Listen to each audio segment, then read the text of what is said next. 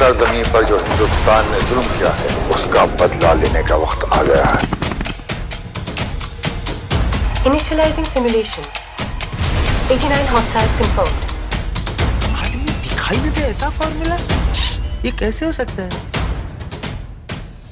चिट्टी वर्सेस वसीकरण। क्यों वसीकरण ने चिट्टी को मना कर दिया पैरेलल यूनिवर्स में मदद करने से? क्या पैरेलल यूनिवर्स का वसीकरण चिट्टी पर करेगा भरोसा? अब तक आपने देखा कि कैसे पैरेलल यूनिवर्स में रोबोट्स का राज है और एविल चिट्टी ने इतने सालों तक सना को अपनी कैद में रखा है और इतने साल बाद भी सना कोमा से बाहर नहीं आई है। और वहीं दूसरी तरफ चिट्टी पैरेलल यूनिवर्स के वशीकरण से मिलना चाहता है, पर इससे पहले उसे चाहिए होगी अपने यूनिवर्स के वशीकरण की परमिशन। चिट्टी ट्रांसमिशन डिवाइस के थ्रू अपने यूनिवर्स के वसीकरण को कांटेक्ट करता है और उससे यहाँ की सारी बातें बताता है। ये सुनकर वसीकरण और नीला भी काफी परेशान हो जाते हैं। चिट्टी वसीकरण से इस यूनिवर्स के लोगों की हेल्प करने की परमिशन मांगता है। इस पर वसीकरण उसे साफ मना कर देता है और उसे समझाता है कि वो उसकी दुनिया नहीं है, जो हुआ सो हुआ और शायद यही होना था उस यूनिवर्स में। अगर चिट्टी उनकी मदद करना भी चाहे तो अब तक एविल चिट्टी ने पूरी दुनिया पर कब्जा कर रखा है। अकेला चिट्टी भला उस पूरी रोबोट्स की आर्मी से कैसे लड़ेगा? और अगर एविल चिट्टी को इस पैरेलल यूनिवर्स के चिट्टी के बारे में पता चला तो कहीं वो इस यूनिवर्स के लिए भी खतरा न बन जाए। इसलिए चिट्टी को अलर्ट रहना और इस मामले से दूर रहने को कहता है।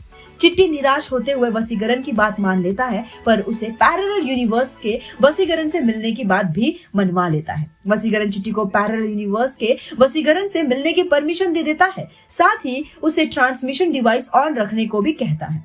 चिट्टी वसीकरण से मिलने उसकी लैब में जाता है। वहां जाते ही उसे स्ट्रॉन्ग मैग्नेटिक फोर्स फील होता है और वो एक दीवार की ओर खींचा चला जाता है और एक झटके में ही वो दीवार पर चिपका हुआ दिखाई देता है।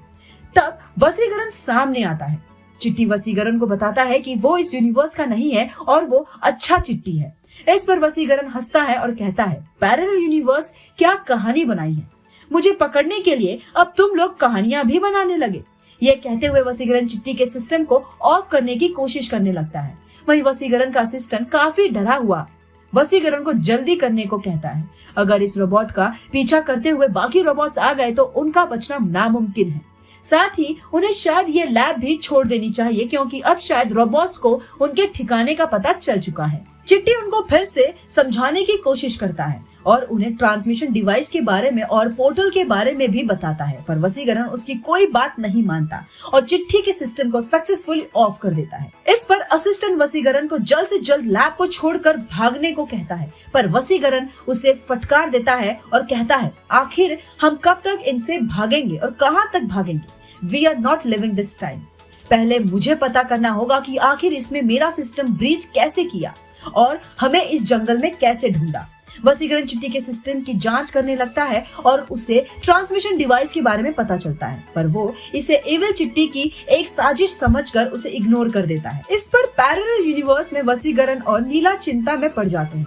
पैरेलल यूनिवर्स में वसीकरण चिट्टी के सिस्टम से लॉक ओपन करते हुए फुटेजेस और रिकॉर्डिंग्स देखता है तो पता चलता है कि चिट्टी लॉक करने के लिए किसी से बात कर रहा था और उसके थ्रू ही उसने ये लॉक खोला। पर वसीकरण को अभी भी चिट्टी पर यकीन नहीं होता। कैसे होगा वसीकरण को चिट्टी पर यकीन? कौन बचाएगा अब चिट्टी को इस पैरेलल यूनिवर्स से? जानने के लिए देखते रहिए पॉलीग्राफ स्टोरी।